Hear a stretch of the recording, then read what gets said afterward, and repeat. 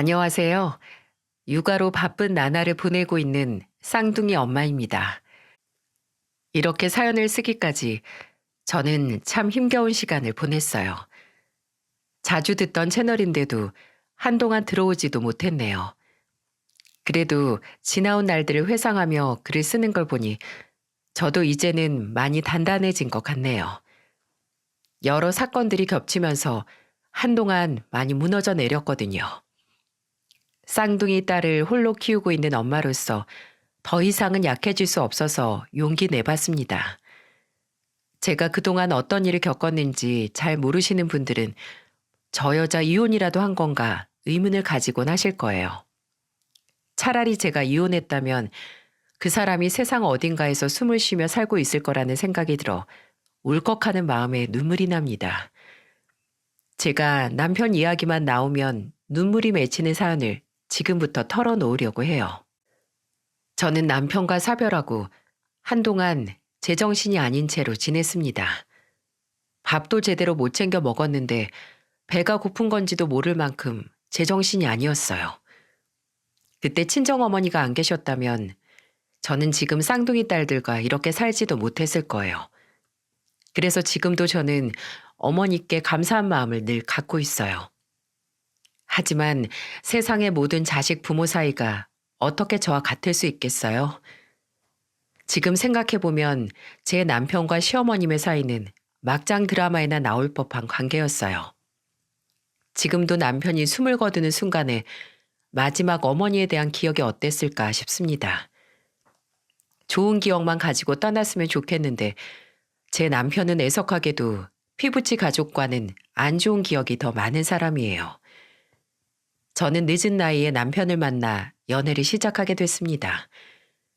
친구의 소개로 우연히 나갔던 모임에서 남편을 만나게 됐어요. 평범한 회사원이었던 제가 요리를 업으로 삼는 남편을 만나게 된 건 정말 운명 같았습니다.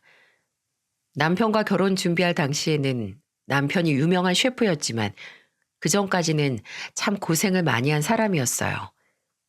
제가 옆에서 지켜본 남편은 외롭고 쓸쓸한 사람이었습니다. 처음 요리 모임에서 만난 남편은 주방에서 요리를 배우고 있었어요. 처음에는 돈을 벌 목적으로 시작했던 아르바이트였는데 요리에 흥미를 느끼고 본격적으로 배우고 있던 시기였어요. 주방에서 갖은 수모도 다 당했죠.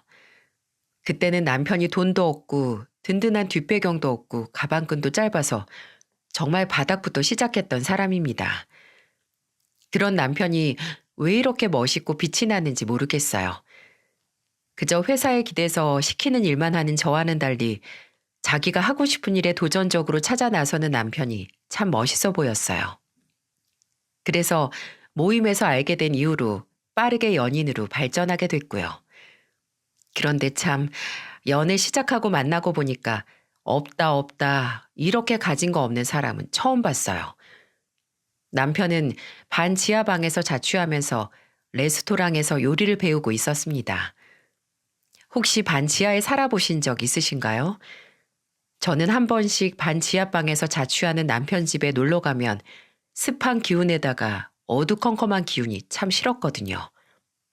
그리고 괜히 반 지하에 살고 있어서 남편이 길을 못 펴나 의심스럽기까지 했고요. 그래서 제가 남편을 보면서 먼저 제안을 했습니다. 경수 씨, 우리 같이 살자. 갑자기 그게 무슨 말이야? 당연히 꼭 같이 살아야지. 내가 지금은 능력이 없어서 조금만 기다려주면 안 될까? 우리 동거하자. 그래야 돈도 더 잘 모으고 서로 습관도 잘 맞춰볼 수 있잖아. 마트 가도 1+1 물건이 더 싸고 저렴한 거 몰라? 우리 같이 살면서 돈 많이 모으면서 살아. 저는 그때 남편이 지하 단칸방에서 지내는 게 마음이 참 아팠어요. 그래서 당장 같이 살자면서 말을 뱉어버렸습니다.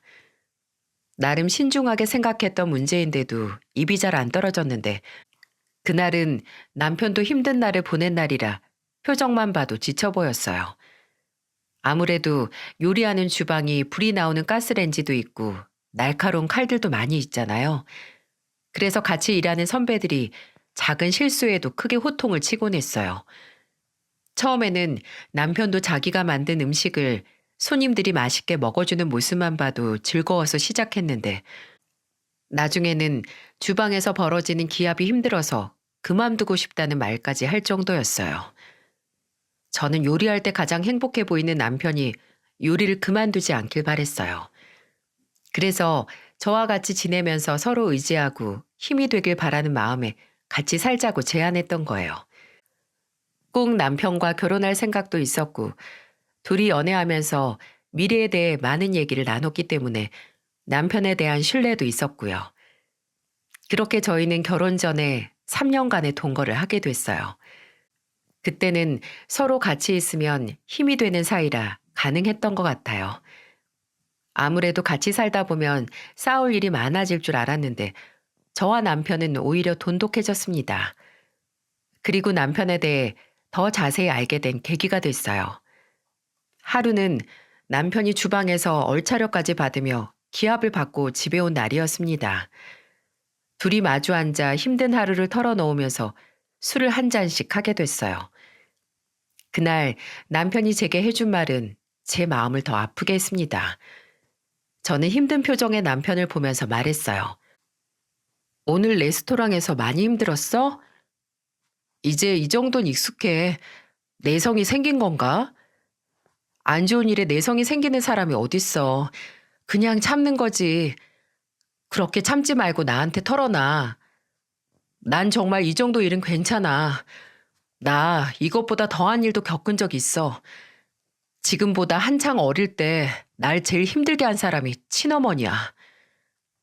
저는 갑자기 과거 성장하면서 겪었던 친어머니 이야기를 털어놓는 남편 사연에 놀랐어요. 남편은 가족들 사이에서 참 외로운 아이였더군요.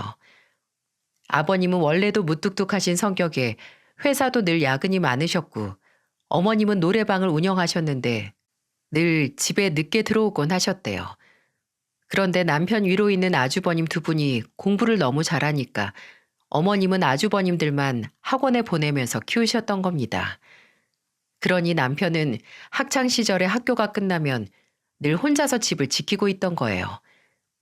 처음에는 삼형제라 든든할 것 같았는데 그 사이에서 혼자 외롭게 컸을 남편을 생각하니까 눈물이 났습니다. 그래서 저는 남편을 꼭 안아줬어요. 그러자 남편이 눈물을 머금고 울먹이는 목소리로 말했습니다. 내가 공부도 못하고 행동도 느리다고 어머니 늘 나만 미워하셨어. 구박하고 때리셨는데 정말 그때 힘들었어.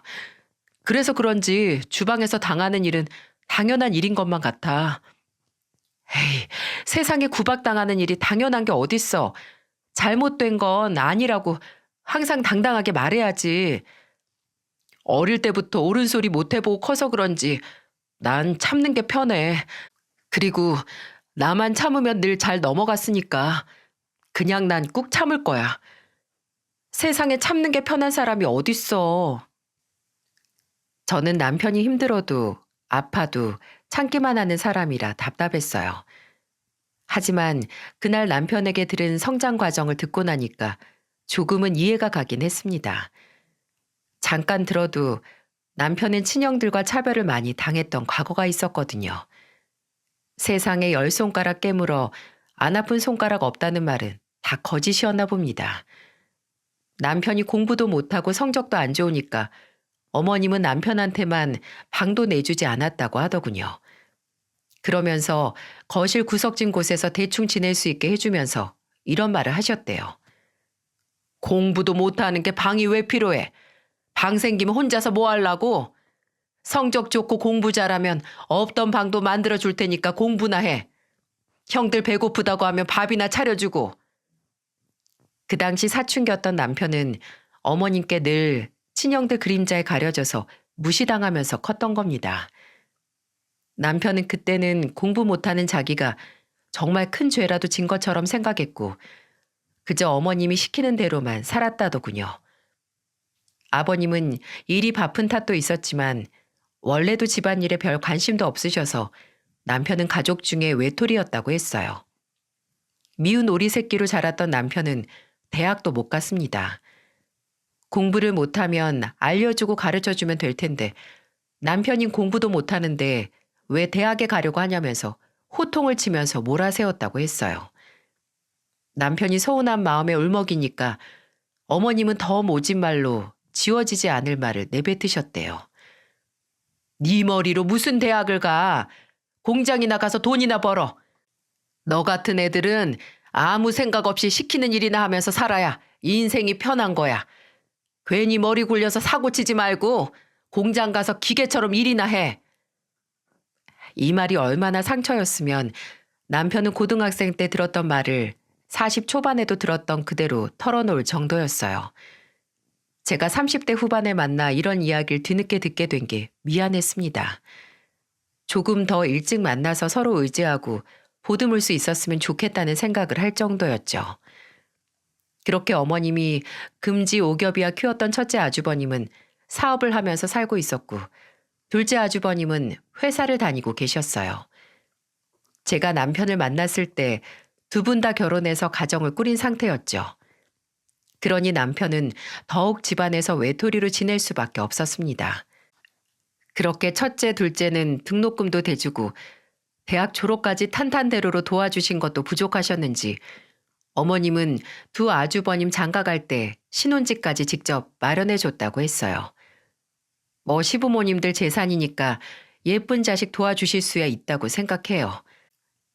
그런데 제 남편은 그렇게 형들한테만 든든한 부모님을 보면서 무슨 생각을 했을까 싶네요. 반 지하에서 지내면서 레스토랑에서 일 배우겠다고 버티는 남편은 집안 식구들이 전혀 관심도 없었어요. 저는 그날 저녁에 남편과 과거 이야기를 하다가 눈물을 펑펑 흘렸습니다. 남편과 둘이 부둥켜 안고 울었어요. 저는 남편을 끌어안고 말했습니다. 무슨 일이 있어도 나는 경수 씨 옆에서 떠나지 않을게. 이건 정말 내가 약속할 수 있어. 그러니까 아무 걱정 말고 자기가 하고 싶은 일에만 집중해. 남편은 제 말을 듣자마자 그동안 쌓였던 서름의 눈물을 흘렸어요. 그때는 정말 남편이 바닥부터 배워나가던 때라 힘든 일 참 많이도 겪을 때였어요. 게다가 주방 서열도 무시할 수 없는 복병이었습니다. 그래도 남편은 정말 꿋꿋하게 버텨내고 있었죠. 제가 생각해도 남편이 정신력이 강하다고 생각할 정도였죠. 남편이 그토록 원하던 셰프가 될 수만 있다면 저는 옆에서 얼마든지 버텨줄 수 있었습니다. 제가 그 당시 회사원이라 남편보다는 벌이가 안정적이라 둘이 동거하는 데는 전혀 문제가 없었어요. 하지만 남편과 동거 중에 제가 잠깐 겪었던 어머님은 남편한테 들었던 모습보다 더 실망스러웠습니다. 아무래도 레스토랑 특성상 휴무가 많지 않았는데 남편은 일주일 내내 고생하다 겨우 하루 휴무를 받았던 날이었어요. 잠도 제대로 못 잤던 남편은 쉬는 날이라 겨우 다리 뻗고 잠이 들었는데 어디선가 전화가 오는 거예요. 어찌나 정신없이 잠이 들었는지 전화가 오는지도 모르고 남편이 자고 있길래 제가 대신 전화를 받게 됐습니다.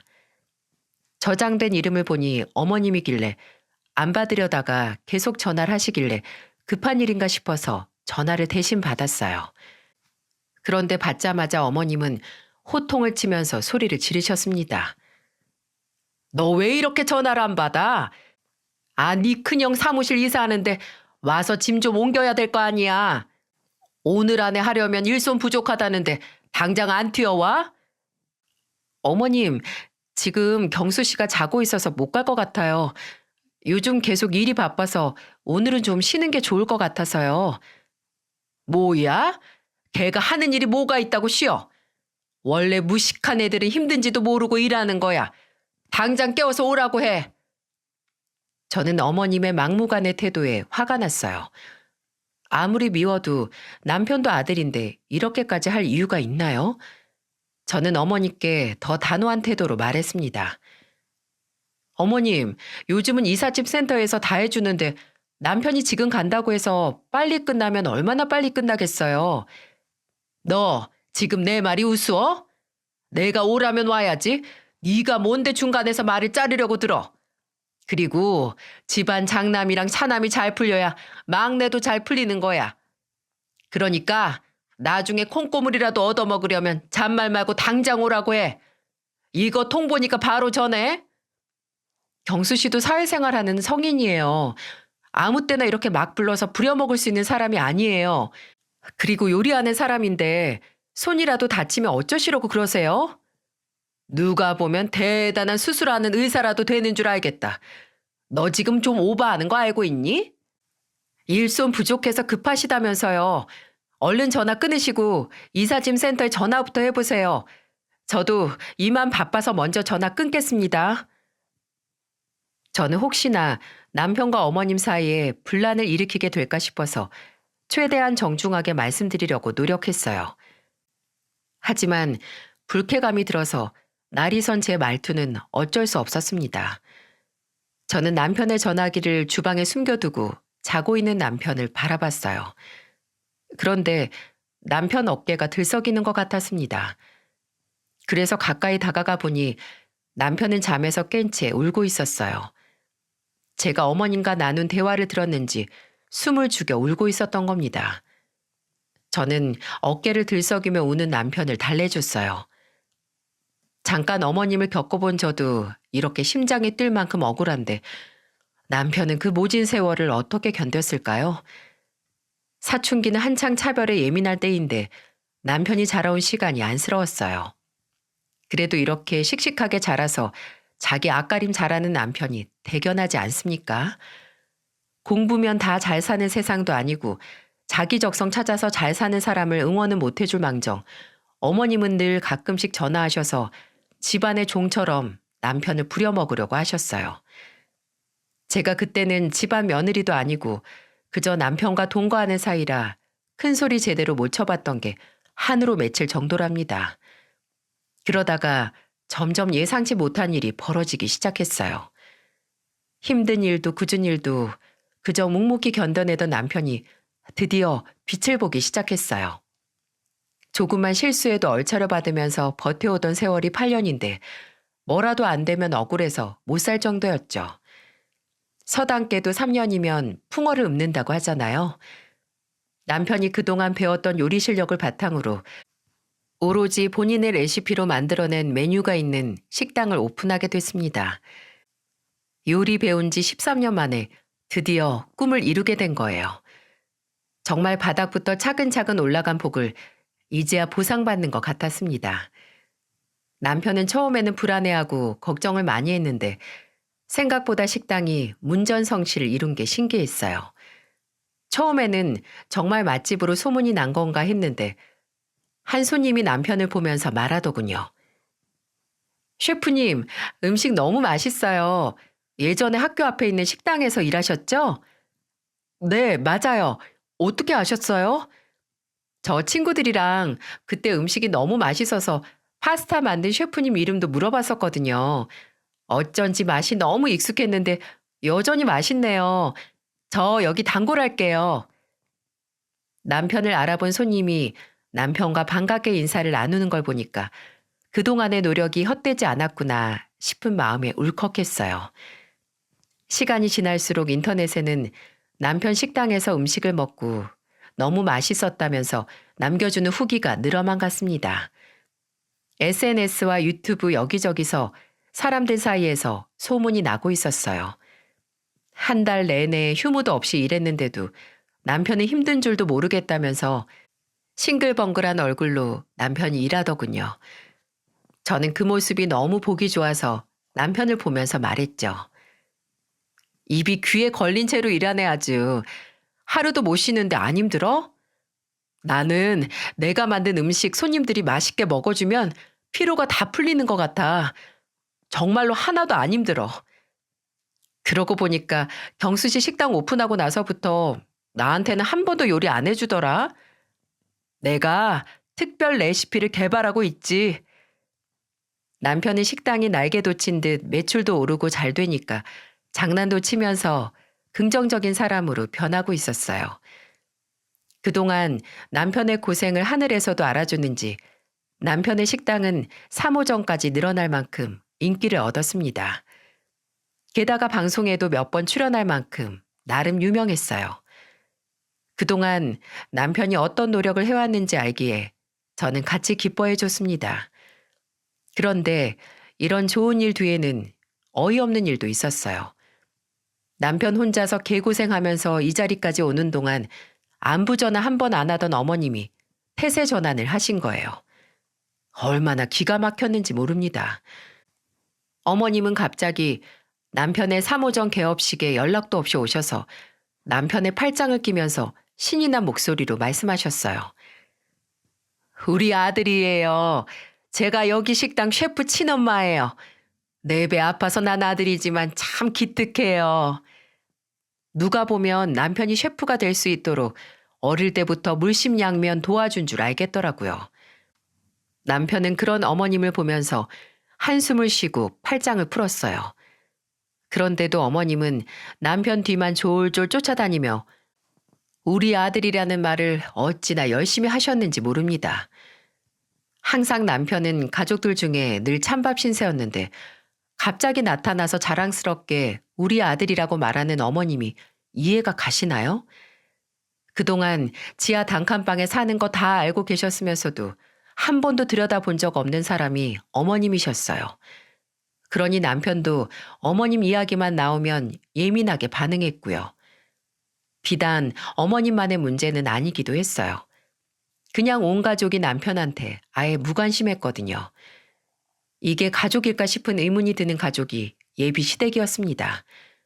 심지어는 남편도 생일도 몰랐어요. 식당에 있는 달력에 남편 생일을 표시하고 있는데 어머니께서 제가 있는 카운터로 오시더니 제가 해둔 표시를 보면서 물으셨어요. 그거 무슨 날이야? 월급날 표시하는 거니? 경수 씨 생일이잖아요. 생일이 뭐 대수냐? 내가 낳아줬는데 나한테 효도나 하라고 해. 막내 아들 생일도 모르시는 분인데 막내 아들한테 효도는 받아야겠다고 생각하셨나 봐요. 모르는 사람이 보면 아들 식당을 오픈해서 축하해주러 온 줄 알겠지만 제 눈에는 그저 뭐라도 바라고 온 사람 같았습니다. 그래서 남편이 어머님만 오면 정색을 하고 있었어요. 그런데 어머님은 남편이 셰프로 잘 나가기 시작하니까 갑자기 이상한 참견을 하기 시작하셨어요. 저와 남편 사이에 갑자기 쌍둥이가 생긴 겁니다. 게다가 쌍둥이를 임신한 게 갑작스럽긴 했지만 동거 3년 차쯤 되니까 서로 결혼에 대해 논의를 하고 있었어요. 남편은 정말 행복한 가정을 만들 거라면서 다짐했습니다. 씩씩하고 우렁찬 남편 목소리에 친정 부모님들도 응원해 주셨어요. 그렇게 남편과 저는 저희와 가까이 사는 시댁에 먼저 인사를 갔습니다. 저는 떨리는 마음으로 시댁으로 갔습니다. 동거하는 3년 동안 시댁 식구들을 제대로 봤던 적이 없었거든요. 오히려 남편은 저희 친정 부모님들을 편하게 뵙기도 했고 가끔 여행처럼 시골에 가서 저희 아버지 일을 돕곤 했었습니다. 그래서 남편도 시댁보다 저희 집이 훨씬 더 편하다고 말할 정도로 가깝게 지냈어요. 하지만 시댁은 저희 친정과는 분위기 자체가 달랐습니다. 처음 시댁에 갔을 때 어머님은 저를 노려보고 계셨어요. 그때 시댁에는 아버님과 어머님은 물론이고 아주버님들과 형님들도 먼저 도착해 있었어요. 그런데 어머님이 가족들 다 있는 자리에서 저를 마치 취조라도 하듯 물어보셨어요. 부모님은 두 분 다 뭐하고 사셔? 나이도 있으니까 모은 돈은 좀 있겠지? 아버지는 농사 짓고 계시고 어머니는 주부세요. 돈은 적당히 벌 만큼 벌었고 적금도 모을 만큼 모으고 있고요. 너 우리 아들 잘 되니까 헤어지기 싫어서 임신한 거지? 돈 좀 번다 싶으니까 발목 딱 잡고 안 노는 거잖아. 어머님은 저를 취조하듯이 물어보는 것도 모자라서 모욕적인 말까지 하셨어요. 너무 황당해서 말문이 막혔습니다. 제가 왜 이런 말까지 들어야 하는지 이해가 안 갔어요. 그때 제 옆에 저보다 더 화가 난 얼굴로 남편이 어머님을 보며 소리쳤습니다. 엄마, 이 사람한테 함부로 하지 마세요. 저 꿈 이루고 이만큼 살게 만들어준 사람이에요. 뭐? 네가 아주 여자한테 단단히 제대로 홀렸구나. 아니요. 사람을 제대로 만나서 이만큼 성장한 거예요. 처가댁이 농사꾼인 게 뭐 어때서요? 그리고 저 우리 식구들보다 이 사람 부모님을 더 많이 뵙고 살았어요. 그동안 저 사람 취급도 안 하셨잖아요. 절 언제 아들로 생각이나 해본 적은 있으세요? 남편이 소리를 치면서 말하자 시댁은 일순간 조용해졌어요. 그러자 아버님도 한숨을 쉬시면서 창밖만 바라보셨습니다. 그런데 어머님은 아직 할 말이 있으셨는지 남편을 보면서 앙칼진 목소리로 말하셨어요. 그래도 우리가 네 핏줄인데 그런 말 하면 못 써. 요즘 큰형사 어려운 거 알고 있지? 이번 기회에 1억만 도와주고 서로 우애 좋게 지내라. 그동안 형이 너한테 얼마나 잘해줬는지 생각해봐. 뭐요? 1억이요? 그리고 형이 저한테 해준 게 뭐가 있는데요? 저는 그동안 형한테 무시당하고 맞았던 기억밖에 없어요. 사회에 나와서도 저한테 연락 한 번 안 한 사람이에요. 그런데 이제 와서 힘드니까 도와주라고요? 엄마 같으면 제가 형 도와줄 수 있을 것 같아요? 얘 좀 봐. 엄마한테 말대꾸 할 줄 모르던 애가 여자 잘못 만나서 변했어. 저도 나이가 40이 넘었어요. 말대꾸가 아니라 이제 옳은 말을 하는 거라고요. 엄마 정신 차리세요. 그동안 저 힘들 때 제 옆에서 저 위로해 준 적도 없었잖아요. 나는 그 돈 절대 못 주니까 앞으로 저 찾지 마세요. 남편의 서름 가득한 말을 듣고 저는 눈물이 흘렀습니다. 가슴에 얼마나 맺힌 게 많겠어요. 그런데도 어머님은 보듬어 주진 못할 망정 계속해서 남편의 마음을 난도질하고 계셨어요. 남편은 그렇게 어머님께 소리를 치고 시댁을 나가버렸습니다. 저는 달려나가는 남편을 따라서 같이 나왔고 도망치듯 시댁을 빠져나온 저희 부부를 쫓아온 사람은 아버님이셨어요.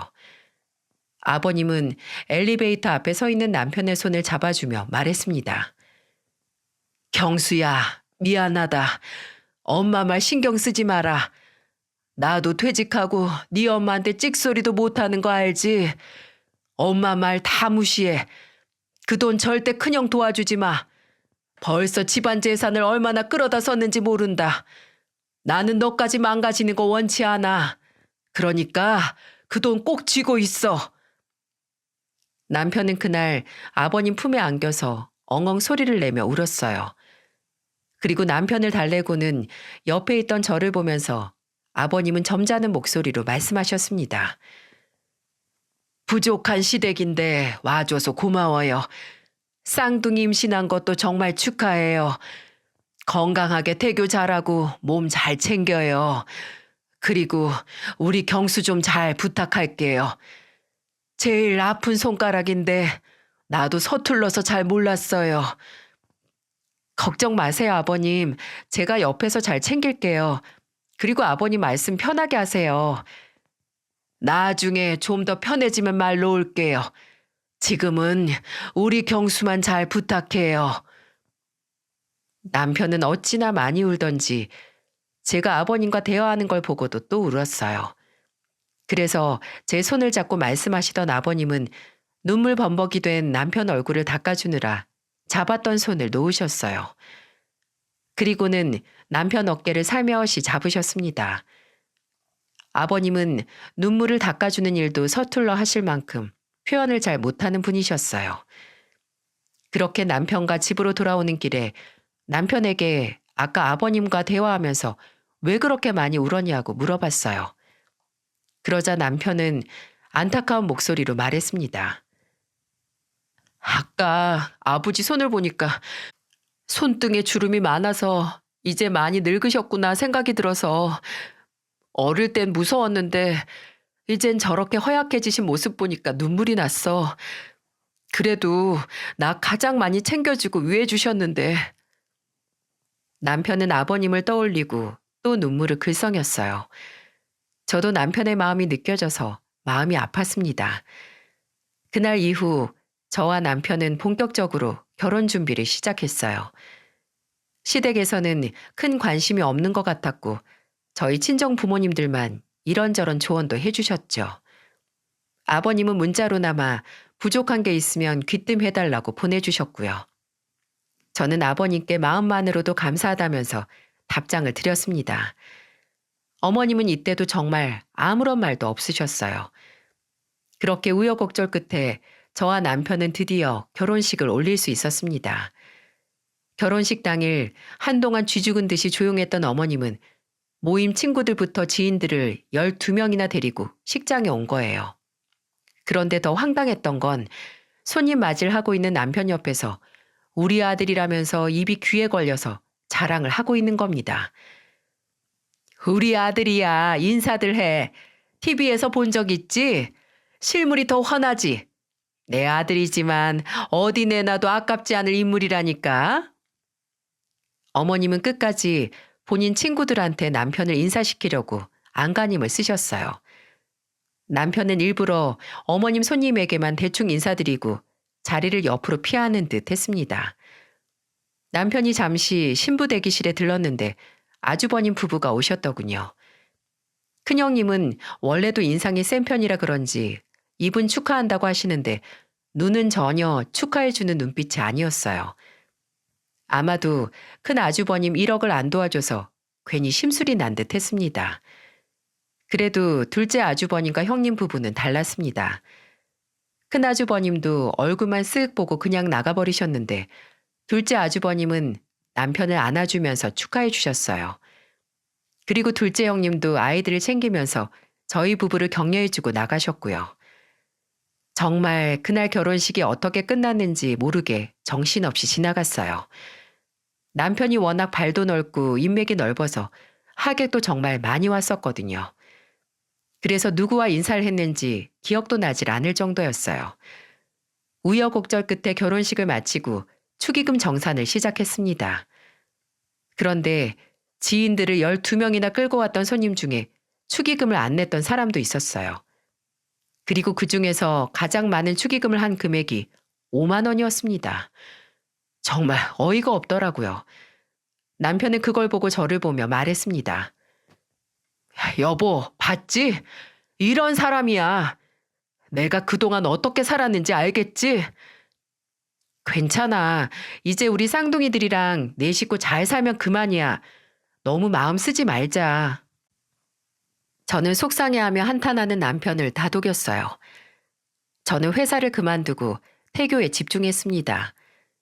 그리고 남편의 지극정성까지 더해져서 정말 몸조리 하나는 제대로 할 수 있었어요.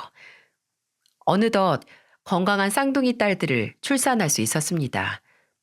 그렇게 결혼하고 1년쯤 지났을 때였어요.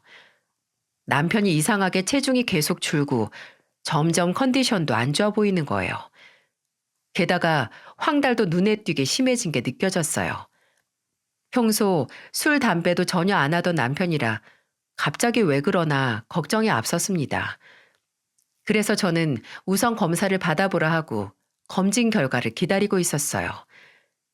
그러다 남편은 갑자기 극심한 복부에 통증이 느껴져서 응급실로 실려갔다는 말에 놀라서 병원으로 허둥지둥 달려갔어요. 그런데 병원에 가보니 어두운 표정의 의사가 남편이 글쎄 췌장암 말기라는 말을 듣게 됐어요. 제 귀로 듣고도 믿을 수가 없었습니다. 정말 하늘이 무너져 내리는 것 같았어요. 남편은 응급실에서 병실로 옮겨졌습니다. 너무 놀라서 남편을 붙잡고 울 수밖에 없었어요. 다행히 친정 엄마가 집에 있어서 쌍둥이들을 맡겨놓고 나올 수 있었던 게 참 다행이었죠. 그때 제정신으로는 애들을 챙길 수 없는 지경이었어요. 제가 눈물을 닦으면서 불안해하는 남편에게 괜찮을 거라고 해주는데 둘째 아주버님 부부가 병실로 들어왔습니다. 그리고는 이게 도대체 무슨 일이냐며 얼굴이 새하얗게 질린 채 오셨어요. 둘째 아주버님은 수척해진 얼굴로 누워있는 남편을 보고는 손을 잡고 말했습니다. 경수야, 형이 미안해. 내가 너 엄마한테 매일 맞고 혼나는데 내가 지켜보기만 했어. 미안해. 그때는 나도 어려서 엄마한테 이쁨만 받고 싶었어. 너무 미안해. 형, 나 너무 무서워. 이렇게 아픈 채로 누워있는 것도 너무 무서워. 괜찮을 거야, 걱정 마. 내 동생 씩씩하잖아. 나 건강해져서 내 아내랑 내 자식들이랑 오래오래 살고 싶어. 나 정말 오래오래 살고 싶어. 걱정 마, 자식아. 형이 옆에 있어 줄게. 그렇게 남편은 떨리는 손으로 둘째 아주버님의 손을 잡고 울먹였어요. 그런데 그때였어요. 병실 문이 큰 소리를 내고 열리더니 아버님께서 급하게 나오셨는지 짝도 안 맞는 신발을 신고 들어오시는 겁니다. 얼굴도 놀란 기색이 역력하셨어요. 아버님은 곧장 남편한테 다가서서 말했습니다. 우리 아들 왜 이러고 있어? 건강해야지. 처자식이랑 행복하게 살 거라고 했잖아. 대체 왜 이러고 있는 거야? 아버지, 저 너무 무서워요. 너 이 애비보다 먼저 가면 불효자식이야. 제발 좀 일어나, 제발. 이 아버지가 다 잘못했다. 남편은 아버님 앞에서 정말 아이처럼 울었습니다. 저는 그래도 일말의 가능성에 희망을 걸어보려 했어요. 그렇게라도 위로하지 않으면 제정신으로 있지 못할 것 같았습니다. 저는 남편 옆에서 한시도 떨어지지 않고 열심히 간호했어요. 하지만 이런 제 노력에도 병원에서는 마음의 준비를 하라는 말을 전달해 왔습니다. 그때는 제가 꿈이라고 믿고 싶었어요. 하지만 가혹한 현실은 제 숨통을 계속 조이는 것 같았습니다.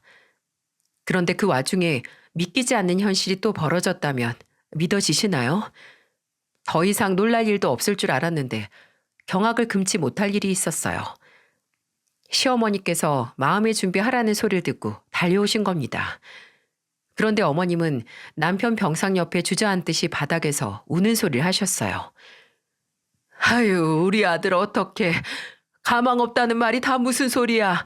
어떡하면 좋아. 가망이 없다니 일은 다 어떻게 하려고.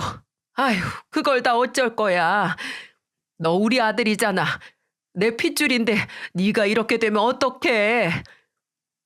그런데 어머님이 무슨 말을 하려다 말고 부자연스러운 말만 내뱉는 거예요. 꼭 용건이 있는데 빙 둘러서 말하는 사람 같았습니다. 한참을 우는 소리를 하면서 말을 얼버무리시더니 설마 했던 그 말을 끝끝내 하시더군요. 제가 생각했던 것보다 어머님은 훨씬 더 뻔뻔하고 돈밖에 모르는 분이었어요. 어머님이 울음을 멈추고 했던 말은 이런 내용이었죠. 경수야, 너 그래도 우리 집 자식인데 설마 재산 다 네 처자식 앞으로만 남기고 갈 거니? 그 가게 3개 아파트 재산이 20억이나 넘게 있다면서. 지금 네 형도 그렇고 나도 그렇고 다 어렵게 사는데 우리한테도 10억이라도 주고 갈 순 없니? 엄만 진짜 사람도 아니야. 지금 언제 숨 넘어갈지도 모르는 아들 앞에서 돈 달라는 말이 그렇게 나와요? 제가 알아서 다 변호사 통해서 해놨으니까 신경 끄세요. 아유, 잘 생각했어. 10억이면 니처랑 쌍둥이들 충분히 살 수 있잖아. 네가 알아서 나눠놨다니까 내가 마음이 좀 놓인다. 가족이 잘 돼야 너도 하늘에서 마음이 편할 거 아니야. 피 같은 형제들 다 버려둘 거 아니잖아. 잘 생각했어, 아들. 병상에 누워서 거칠게 숨을 쉬는 아들을 보면서 친엄마가 할 수 있는 말이라고 생각하시나요? 이 상황은 제가 정말 참을 수가 없더라고요. 마음 같아서는 시어머니라도 뒤통수 쳐서 머리채 잡고 병원 밖으로 끌어내고 싶었습니다. 그런데 그렇게 행동하면 똑같은 인간이 되는 거니까 겨우 참았네요. 남편 앞에서 더 이상 큰 소란을 일으키고 싶지도 않았거든요. 시모는 병실을 나가는 끝까지 저를 보면서 이런 말을 했습니다. 경수 옆에 딱 붙어서 잘 지키고 있어. 잘못되면 바로 연락하고. 바로 연락 안 하면 내 성격 알지? 어머님이랑은 더 할 말 없으니까 그냥 가세요. 뭐?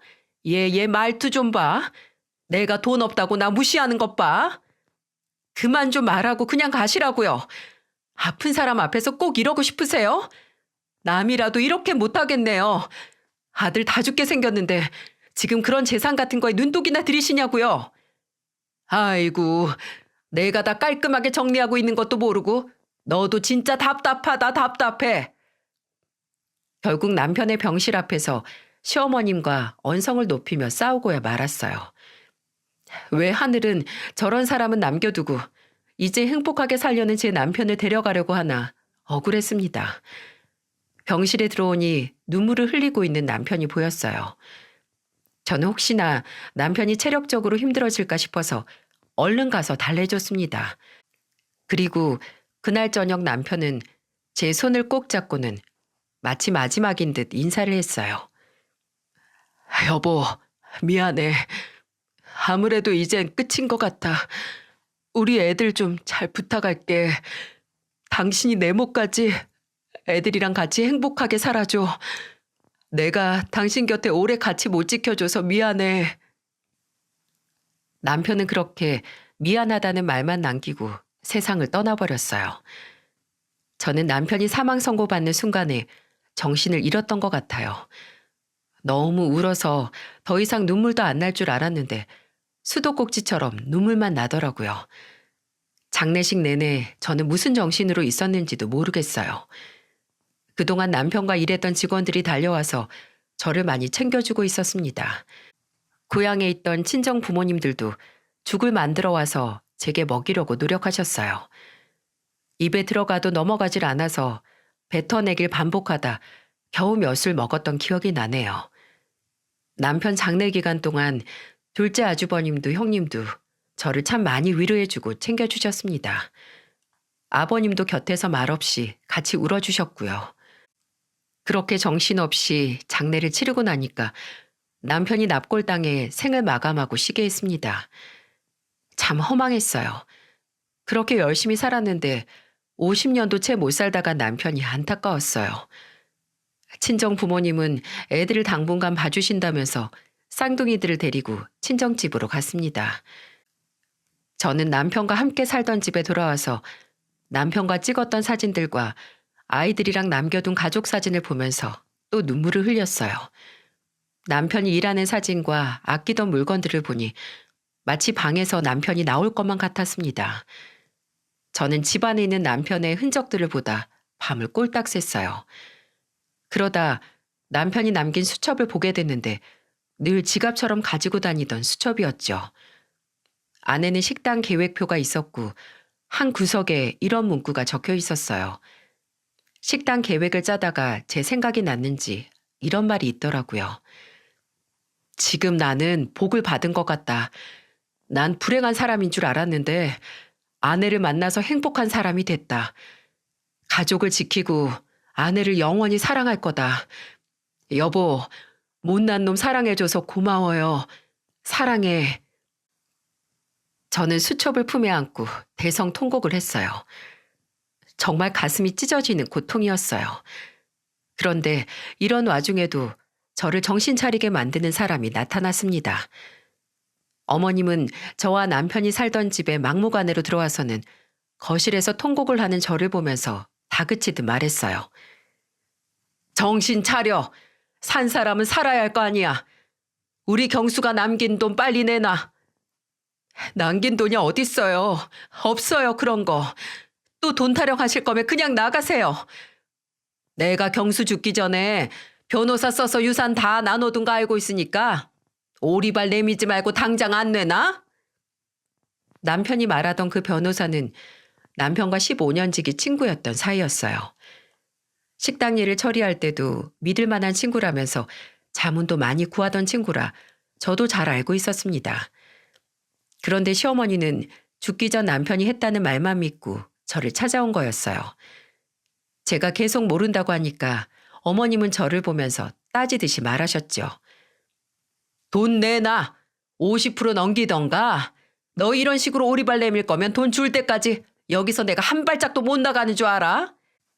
그때부터 지옥 같은 시간이 펼쳐졌어요. 남편과의 추억을 정리하던 저는 어머님한테 붙잡혀서 꼼짝도 못하게 된 겁니다. 저도 미칠 지경이었어요.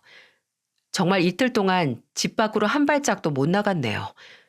거의 감금이나 다름없었습니다. 나가보려고 해봐도 어머님이 저를 끌어서 집 안으로 밀치셨어요. 뭐 그동안 먹은 게 있어야 힘이라도 나는데 먹은 게 아무것도 없으니 이리저리 치일 뿐이었어요. 그렇게 꼭 이틀 정도 지나자 구세주 같은 초인종 소리가 들려왔어요. 밖을 확인해 보니 남편 친구였던 변호사였습니다. 저는 반가운 마음에 문부터 열었어요. 남편 친구는 저를 보자마자 정중히 인사를 하더군요. 재수 씨, 안녕하세요. 경수 친구 박상현이에요.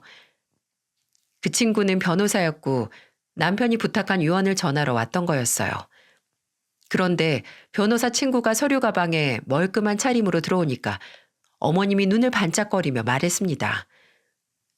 변호사죠? 빨리 우리 아들이 뭐 남겼는지 얼른 보여줘요. 호들갑을 떨면서 말하는 어머님을 보자 변호사 친구는 난감한 얼굴로 난색을 표하며 말했습니다. 그게 죄송한데 어머님 몫은 없어요. 뭐야? 내가 낳았는데 왜 내 몫이 없어? 경수 뜻이 그래요. 모든 부동산, 자산, 식당까지 전부 다 재수 씨한테 넘겼어요. 그럴 리가 없잖아. 조작한 거 아니야? 내가 처음 보는 당신 말을 어떻게 믿어? 저도 이런 걸로 장난치면 쇠고랑 차요. 말도 안 돼, 말도 안 되지. 내가 걔를 어떻게 키웠는데, 아이고. 일단 재수 씨, 경수가 남긴 영상부터 보세요. 저는 멍한 얼굴로 변호사 친구가 건넨 노트북으로 영상을 지켜봤습니다. 그리고 저는 목 놓아 울 수밖에 없었습니다. 영상을 다 보고 어머님도 더 이상 억지 부리지는 못하셨어요. 여보, 나야. 당신 지금 자리 비운 틈에 상현이 불러서 영상 남기고 있어. 그동안 나 만나서 당신 정말 고생 많았는데 내가 오래 있어주지 못해서 미안해. 당신이랑 애들이랑 하고 싶은 게 너무 많았는데 내가 미안해. 아마 우리 애들은 당신 닮아서 현명하고 바르게 자랄 거야. 그러니까 부디 내 몫까지 잘 부탁할게. 내가 항상 해가 되고 바람이 돼서 늘 우리 가족 옆에 있을 거야. 그러니까 당신 너무 슬퍼하지 말고 계절마다 내 생각해줘. 내가 많이 사랑하고 미안해. 남편은 끝까지 저와 가족 걱정뿐이었어요. 저한테 남길 영상을 찍고는 잠시 목을 가다듬더니 어머니께도 영상을 남겼어요. 저는 엄마를 제 엄마라고 생각 안 해요. 그냥 마지막으로 사람으로 양심 있으면 내 가족들 절대 괴롭히지 말아요. 나 어릴 때 엄마 원망 많이 해서 한이 맺힌 사람이에요. 그런데 나 없다고 내 처자식 괴롭히면 전 하늘에서도 엄마 용서 안 할 거예요. 마지막으로 할머니 그리고 엄마 역할 제대로 하고 싶으시면 이제 정신 좀 차리세요. 평생 제 소원 한번 들어준 적 없잖아요. 마지막 제 소원은 엄마가 내 처자식 괴롭히지 않는 거예요. 제발 이제라도 멈추면 저도 엄마 용서할게요. 제발 부탁이에요. 엄마, 마지막 제 소원 들어주세요. 영상은 이렇게 끝이 났어요. 저한테는 구구절절 고맙다는 말만 하던 남편이 어머님한테는 경고라도 영상을 남긴 게 저도 좀 충격이긴 했어요. 그런데 어머님을 보니까 어머님도 눈물을 흘리셨어요. 돈 안 주면 소송을 하겠다고 악을 쓰던 어머님도 느끼는 게 있으셨나 봅니다. 갑자기 눈물을 보이던 어머님은 저한테 더 이상은 돈 이야기를 하지 않고 그대로 나가버리셨어요. 그리고 정말 남편의 소원을 들어주기라도 하는 것처럼 저를 찾아와서 돈 내놓으라고 화내거나 소리를 지르는 일도 없었어요. 남편의 오랜 변호사 친구는 제가 유산을 받고 잘 관리할 수 있도록 도움을 참 많이 줬습니다. 정말 믿을 만한 사람이었어요. 그래서 지금은 남편의 식당은 유명 셰프가 있기 때문에 저는 전반적으로 관리만 하고 있어요. 시간도 여유로워서 쌍둥이들과 야외 활동도 하고 가끔 아버님과는 연락을 하고 지냅니다. 항상 조심스럽게 안부를 먼저 물어보세요. 물론 어머님은 여전히 연락 한 통 없으시고요. 차라리 무소식이 희소식이라고 평생 연락 안 하고 지내고 싶습니다. 옛말에 부모의 정은 자식에게 약이라는 말이 있잖아요. 저는 남편이 부모 정을 조금이라도 느껴봤다면 어땠을까 아직도 많이 안타까워요. 그래서 더 제 딸들은 정을 주면서 키우려고 해요. 그게 남편이 바라는 뜻일 테니까요. 요즘도 가끔 남편 생각에 울컥하지만 아이들을 위해서라도 힘내고 있어요. 제 사연 들으신 구독자분들이 저 힘내라고 따뜻한 응원 좀 부탁드려요. 이맘때가 되니까 남편이 더 생각나고 가족이 갇힌 아들이 나온 걸 보니 더 제 마음이 아프고 쓸쓸해지네요.